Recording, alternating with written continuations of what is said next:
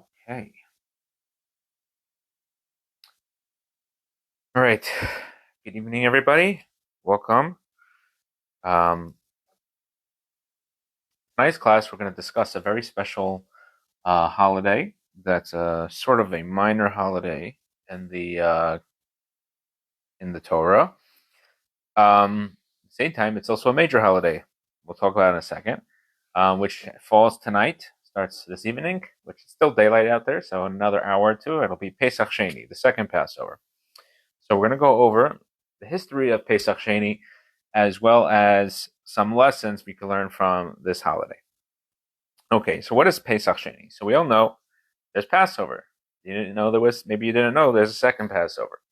What is Passover? Passover is when the Jewish people left Egypt, God commanded them to bring a Passover offering. That is the highlight, biblical times of Passover, right? So on the 14th day of the month of Nisan, you bring the Passover lamb, and then it's eaten the evening of the 15th, the night of the 15th of Nisan, which is the day the Jewish people were let out of Egypt. So there are requirements, though, for this Passover offering.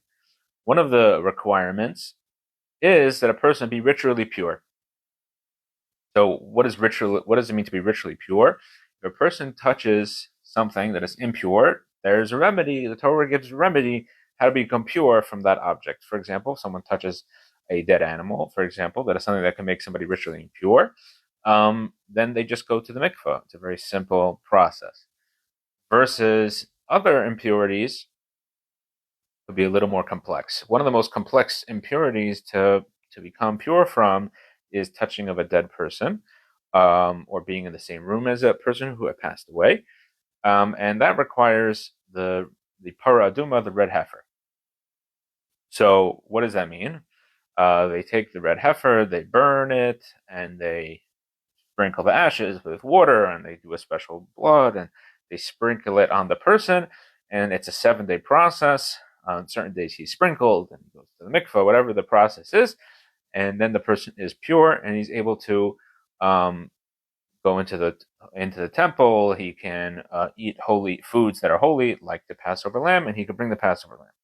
So what happened was the Jewish people, when they made the Passover in the desert, they made one Passover while they were in the desert. The first year they were in the desert, they did Passover.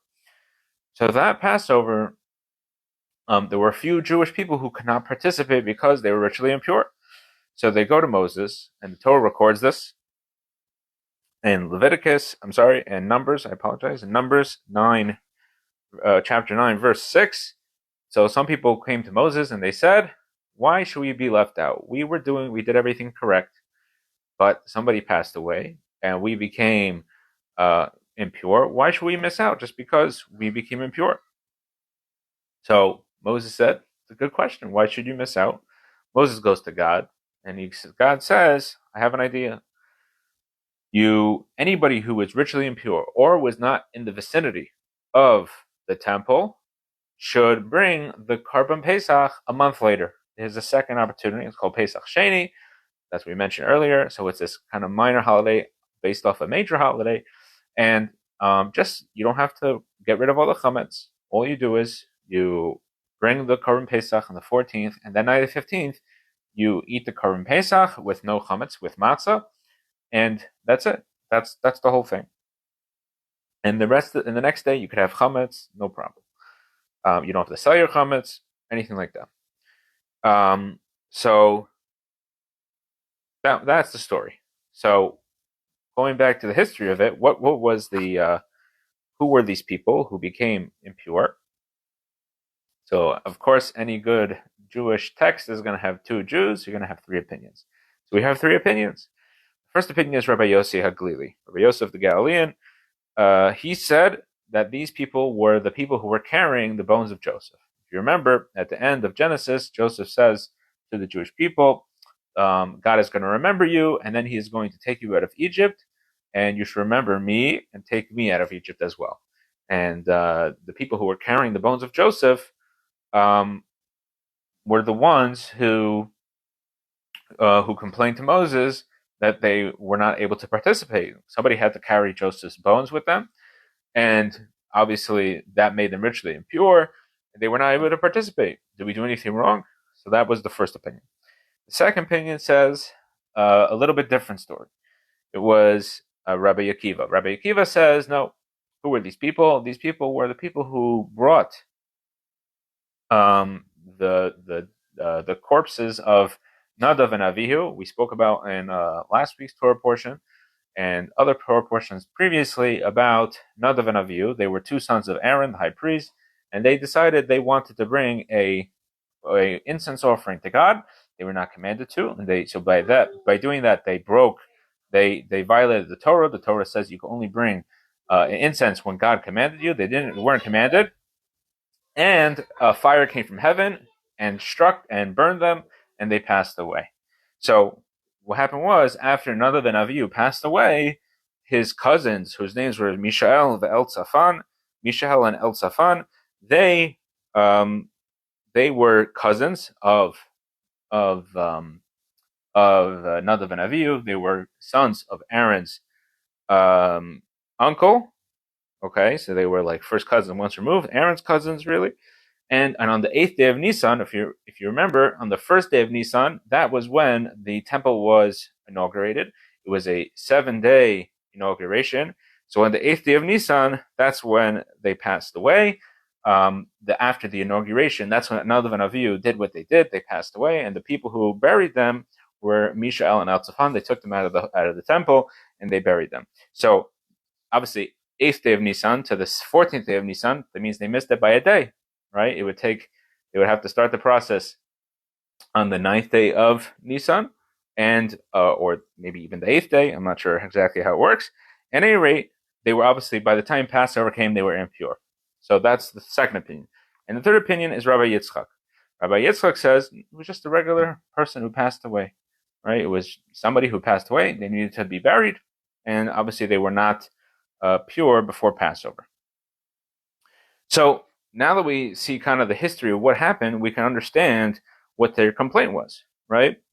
If we go to the words, to the text, they said Anachnu Tameim Lenefesh Adam, which means we are impure because of the soul of a man. That's the literal translation. But really, you could translate it almost as we became impure in the Nefesh Adam, in the regular life cycle of man, right? In other words, the Jewish people were given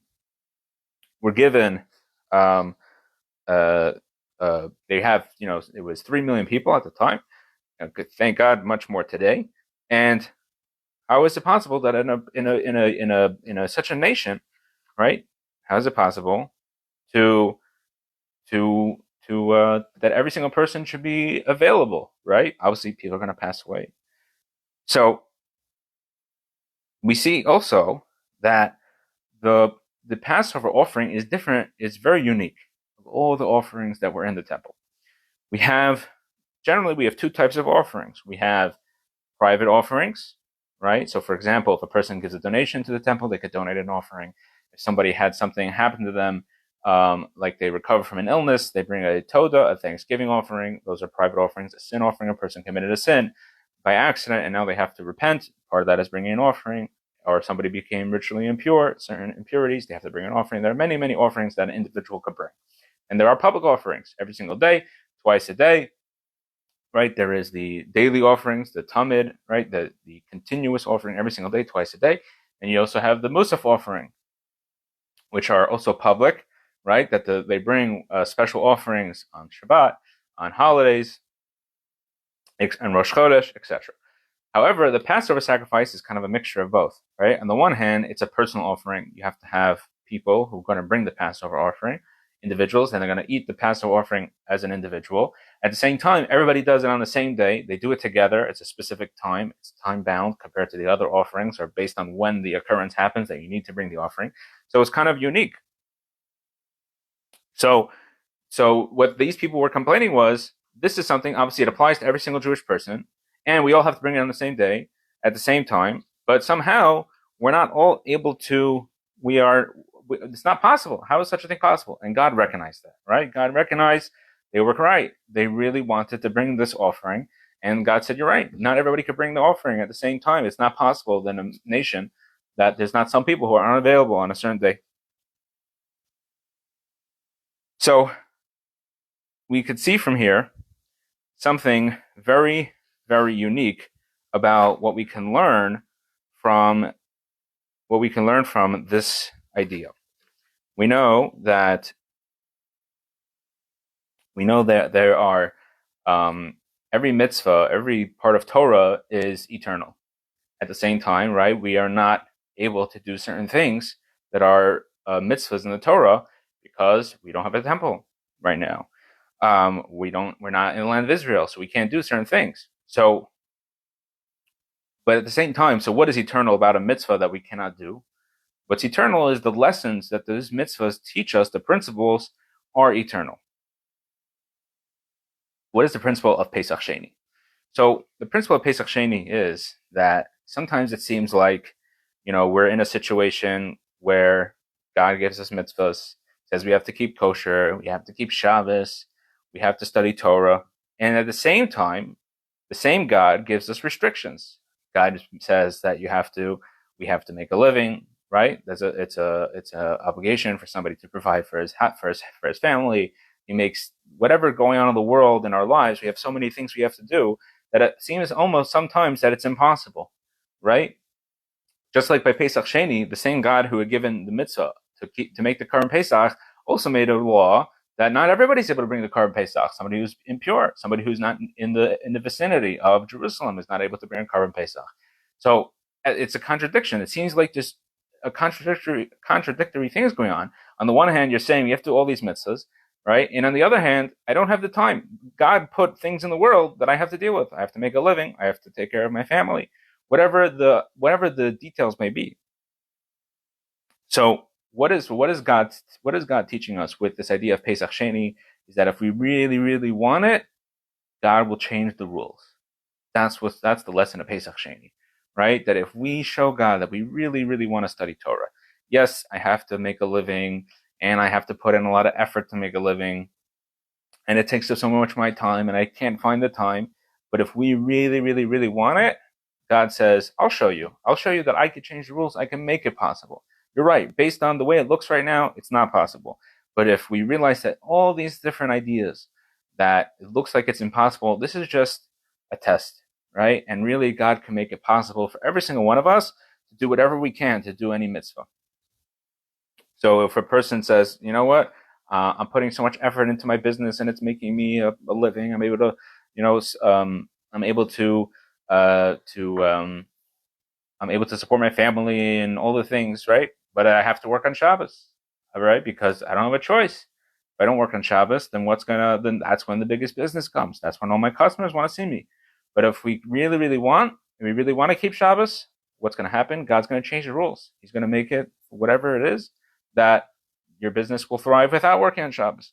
Same thing goes for any other challenges we may have. We might think, well, I don't have time for my family. I don't have time to have children. I don't have time to be married. I don't have the financial wherewithal to do X, Y, or Z, right? Kosher food is more expensive. Whatever the things are, they're reality. It's reality that God created, right? We're recognizing that this is what God created, but God has the ability to change the rules. And that's what happened on Pesach Sheni, right? That God said, I made the rules, I break the rules. And God saw that there were people who really wanted to do this mitzvah to connect to God through Pesach Sheni, and God changed the rules. So we have to really take it to heart that if something is blocking our service of God, are we going to view it as, well, that's it? God obviously put that obstacle in my way. It's a proof that it's not meant to be. That's one way of looking at it. Or we could look at it the Pesach Sheni way, and we say, you know what? God put that obstacle in the way. Why is he putting the obstacle in the way? Because he wants me to beg and ask that I could accomplish the goal, which is to do mitzvahs, and I'm going to overcome that obstacle. And God will show me a new way. He's going to change the rules, and he'll remove the obstacle. He'll put me over the obstacle, whatever it may be. So we should take it to heart, and remember, you can do it. Have a good Shabbos, and we'll see you next week.